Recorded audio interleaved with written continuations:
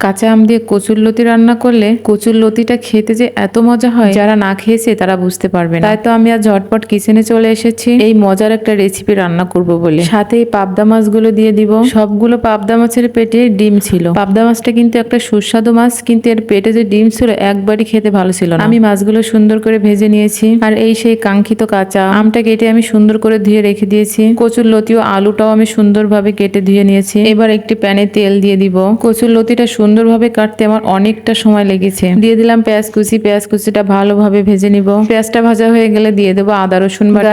কচুরলতি খাইতে একদমই সময় লাগে না, কিন্তু কাটতে গেলে প্রচুর সময়ের দরকার হয়। আমি তো কচুরলতি কাটতে গেলে খুব টেনশনে পড়ে যাই। কাঁচামরিচটা দিয়ে দিয়েছি। এবার ভালোভাবে নেড়ে চেড়ে আলু দিয়ে দিব। কচুরলতিটা দেওয়ার আগে আলুটা একটু ভালোভাবে সিদ্ধ করে নিব। এবার দিয়ে দিব লবণ হলুদ। কচুরলতি সিদ্ধ হতে বেশি সময় লাগে না। কচুরলতি আর আলু একসাথে সিদ্ধ করে নিতে গেলে আলুটা কাঁচা থেকে যায়, এদিকে আবার কচুরলতিটা বেশি সিদ্ধ হয়ে যায়। আবার কচুরলতিটা বেশি সিদ্ধ হয়ে গেলে ঘেটে যায়, খেতে একদমই ভালো লাগে না। আর এই জন্য আমি আলুটা আগে থেকে সিদ্ধ করে নিব। আলুতে পরিমাণ মতো পানি দিয়ে একটু সিদ্ধ করে নিয়েছি। এখন আমি কচুরলতিগুলো দিয়ে দিচ্ছি। অল্প ঝোল থাকা অবস্থায় কচুরলতিগুলো দিয়ে দিলাম, যাতে কচুরলতিটা একটু সময় নিয়ে কষানো যায়। যে তরকারি হোক না কেন বেশিক্ষণ ধরে একটু কষিয়ে নিলে তরকারিটা অনেক মজার হয়। আমার কচুরলতিটা সুন্দরভাবে কষানো হয়ে গিয়েছে। এই পর্যায়ে আমি পানি দিয়ে দিয়েছি। বেশি পানি দিইনি, অল্প পানি দিয়েছি, যেহেতু আমার আলুটা সিদ্ধ হয়ে গিয়েছে। আর কচুরলতি সিদ্ধ হতে বেশি সময় লাগে না। কিছুক্ষণ রান্না করার পর লতিটা একেবারে সিদ্ধ হয়ে গিয়েছে। এখন আমি পাবদা মাছগুলো দিয়ে দিলাম। আমার রান্নাটা হতে কিন্তু আর বেশিক্ষণ টাইম লাগবে না। এখন দিয়ে দিচ্ছি কেটে রাখা কাঁচা আম। আমটা আবার বেশি দেওয়া যাবে না, বেশি টক হয়ে গেলে লতিটা আবার খেতে ভালো লাগবে না। আমার আমটা কিন্তু 1 মিনিটেই সিদ্ধ হয়ে গিয়েছে। আমটা একটু চেপে চেপে মিশিয়ে দিচ্ছি কচুরলতির সাথে। বেশি আম দিলে, বেশি টক হয়ে গেলে লতিটা খেতে আবার ভালো লাগবে না। আমি কিন্তু পরিমাণ মতোই আম দিয়েছি। এবার দিয়ে দিলাম ভেজে রাখা গুঁড়া মশলা। আমার রান্নাটা প্রায় শেষ হয়ে এসেছে। কচুরলতিতে অল্প অল্প ঝোল রাখবো।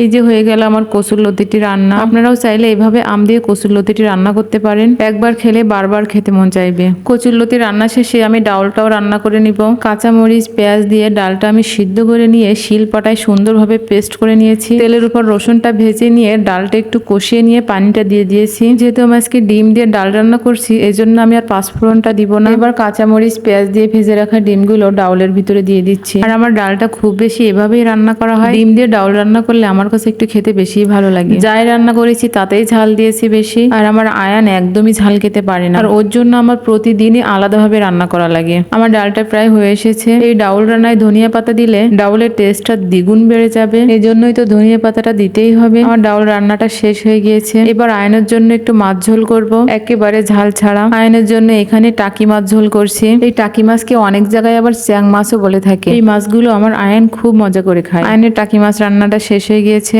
কেমন হলো আয়নের টাকি মাছ রান্নাটা? তো ভিউয়ার্স, আমার আজকের রান্না বান্না কেমন হয়েছে অবশ্যই কমেন্ট করে জানাবেন। আজ এ পর্যন্তই। সবাই ভালো থাকবেন, সুস্থ থাকবেন। পরবর্তী ভিডিও দেখার আমন্ত্রণ জানিয়ে এখানেই বিদায় নিচ্ছি। আল্লাহ হাফেজ।